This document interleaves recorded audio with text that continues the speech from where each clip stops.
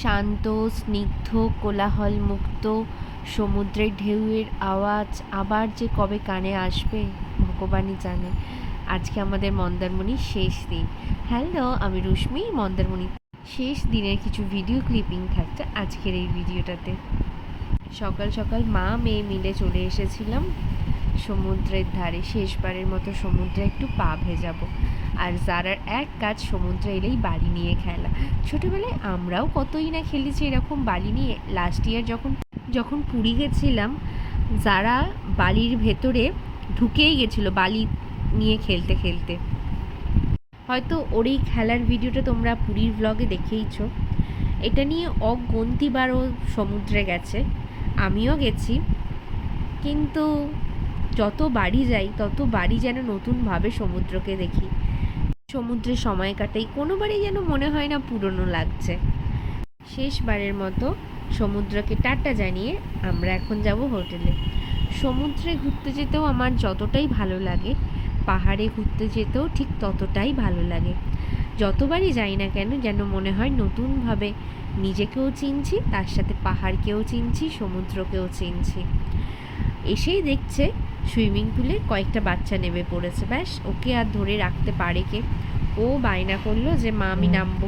আর আমিও চাই আমার মেয়েটা আরও যতটা পারবে এনজয় করে নিক, কারণ সত্যি পড়াশোনার প্রেশারটা এখনকার দিনে বাচ্চাদের যে পরিমাণ বাড়ছে, তাতে যতটুকু পাচ্ছে মজা করে নিক। বাড়িতে ফিরে তো আবার সেই বই খাতা পড়াশোনা একঘেয়ে রুটিন।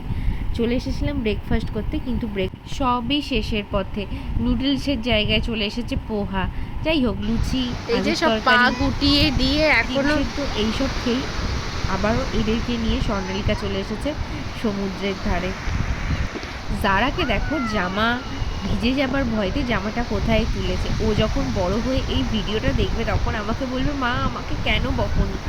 যদি আমি ওর ড্রেসটা চেঞ্জ করিয়ে দিয়েছিলাম, কারণ আমি জানি আমার মেয়ে ওই ড্রেস পরে অতক্ষণ বাসেতে কিছুতেই আসবে না। সারাক্ষণ আমাকে বলে যাবে আমার জামাতে বালি লেগে আছে, বালি লেগে আছে। অ্যাকচুয়ালি ও তো ছোটো থেকেই ভীষণ নিট অ্যান্ড ক্লিন থাকা পছন্দ করে।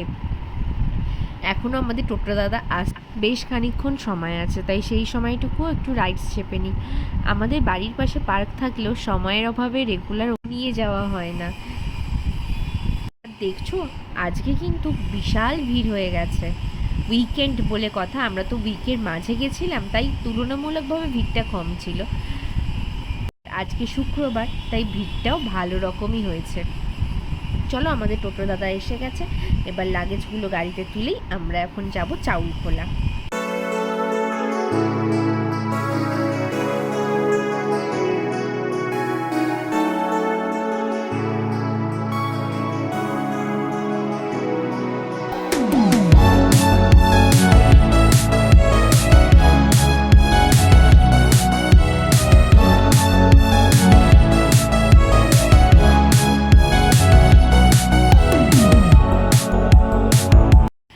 যারা ইউটিউব থেকে দেখছো তারা সাবস্ক্রাইব করতে ভুলো না আমার চ্যানেলটা। আর যারা ফেসবুক থেকে দেখছো তারা প্লিজ আমায় ফলো করে আমার পাশে থেকো, আমিও তোমাদের পাশে থাকবো। চাউলখোলা এসে গিয়ে আমরা এই দোকানটা থেকে কিছু স্ন্যাক্স নিয়েছিলাম, যেগুলো আমাদের বাসাতে খেতে খেতে যেতে হবে। আর এখানে সবাই আইসক্রিম খাচ্ছে। আমিও যাদের থেকে একটু আইসক্রিম টেস্ট করলাম, কিন্তু আমার শরীরটা ঠিক ভালো লাগছিল না বলে আর আইসক্রিম খাইনি। বাসে উঠে একটা লম্বা ঘুম দিতেই কখন যে কোলাঘাট এসে গেলাম বুঝতেই পারলাম না। কোলাঘাট বাস যখন থেমেছে একটু তো নামতেই হবে, কোমরটা ধরে যায় বসে আস্তে আস্তে। যাই হোক, একটু মুখে চোখে জল দিই, এক কাপ চায়ে চুমুক দিতে দিতে আবার বাসে উঠে পড়লাম। কেমন ঘোরা হলো জারু? ভালো? কতটা ভালো? মজা করেছো বন্ধুদের সাথে? ঠিক আছে, আবার একটু জ্বর জ্বর এসে গেছে। দেখ গাটা গুসগুস করছে কিনা। না তোর নেই। আর এই যে আমার বরটা আনতে চলে এসেছি, কি এখন আমাকে বলেছে মাংস ভাত রান্না করা। আমি জানি যেখানে যেখানটা গিয়েছে তুমি রান্না করো, একটু বলে না যে খাবার দাচ্ছে কিনে নিয়ে আসছে। আমার জ্বর এসে গেছে। মতো মুদি। চল টাটা। ব্লগটা এখানেই শেষ করছি। যদি ভালো লেগে থাকে লাইক সাবস্ক্রাইব শেয়ার করে দিন।